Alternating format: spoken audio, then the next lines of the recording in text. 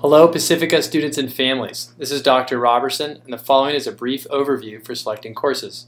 The purpose of this presentation is to provide a healthy mindset for requesting courses you will take at Pacifica. We will cover 3 principles for selecting courses in order to create a balanced, challenging, and college prep course selection. I would like to ask that you take a few minutes to listen and read the content of this brief presentation in order to make wise decisions for which classes you will take in the upcoming year. Requesting courses is an art, not a science.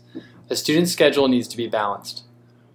On one side, the schedule needs to be attainable based on a student's ability and life schedule. On the other side, it needs to be rigorous enough to meet the requirements for a student's college goals.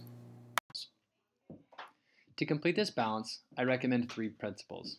Know yourself, know your college goals and options, and know what colleges look for. 1. Know yourself. Factor in co-curriculars such as athletics, arts, and outside commitments. Even though you might be able to thrive in a given honors or AP class, keep in mind your other commitments. If you're playing a sport or in a musical, you will need to consider the amount of time given to that sport or activity in light of how much time you need to study, sleep, and have margin in your life. If you're in an outside commitment, such as a club sport, dance, or a part-time job, you'll likely need to say no to something that is good. While you may be able to manage any of these goods on their own, it is likely not healthy to say yes to all these commitments. Be sure to factor in margin. That is the time that is unscheduled each day. Otherwise, your mental health will suffer. It does you no good to have an impressive transcript if you're unhealthy and unhappy. According to the International College Counselors Association, the worst thing a student can do is take honors courses and then switch to easier courses later in their high school career in order to boost GPA.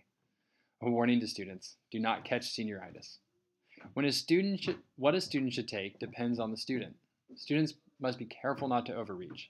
Students should take the classes that are most challenging and that he or she can perform well in. It does not help to take AP courses and get a C. Students who take AP must also look towards passing the exam, as well as be ready to put in 1 to 2 hours per night for each AP course. Students must know their capacity. The questions that students should be asking is, what are they able to do that is challenging without being exasperated? If you take a load that is exasperating, your mental health and GPA will suffer. Students, if you aren't sure what you can do without becoming exasperated, I highly recommend asking your teachers. Specifically, ask the teachers in the classes that you are considering moving into honors or dual enrollment. 2. Know your college goals and options.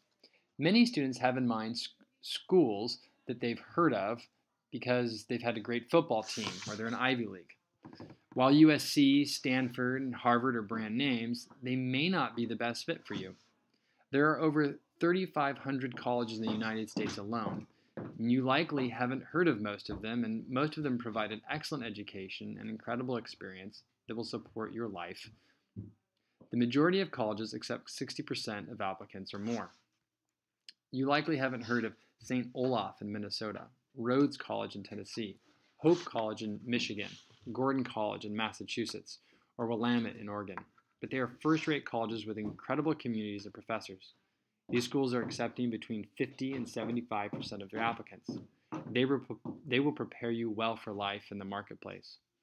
For a list of specific colleges that might fit you, schedule a meeting with Mrs. Braze. The purpose of education is formation.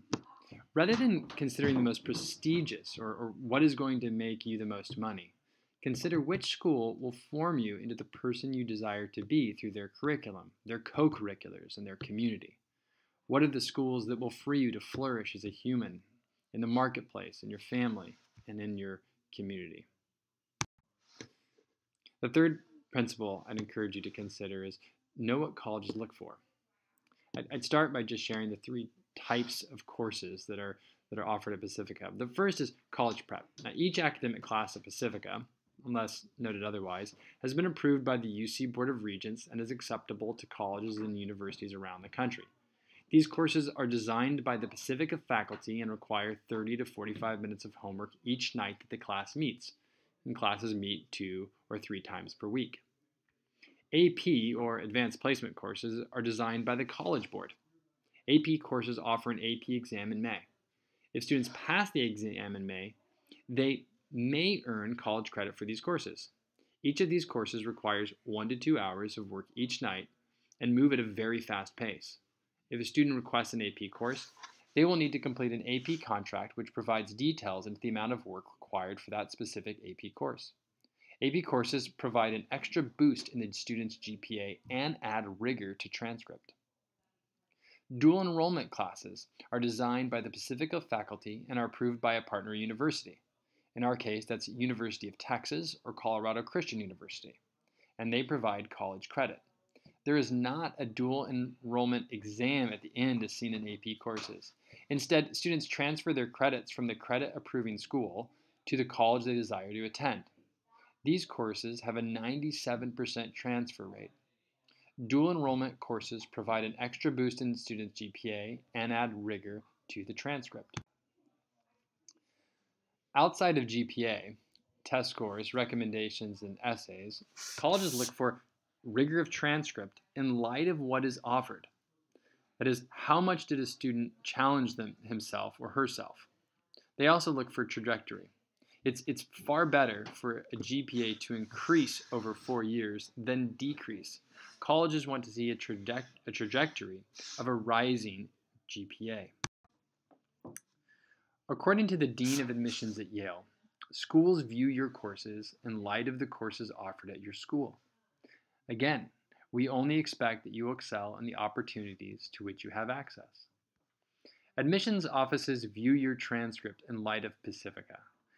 They are able to see the distribution of grades, so they know grade inflation is not present as it is elsewhere. Admission offices view this information on the school profile that goes to each admission office. The school profile also lists how many AP and honors classes are available. As you consider your schedule this year, remember to maintain balance in your life while considering your college goals. Know your limits. Know your collegiate goals. Know what college to look for. For more information, contact your Dean of College Counseling, Jennifer Braze.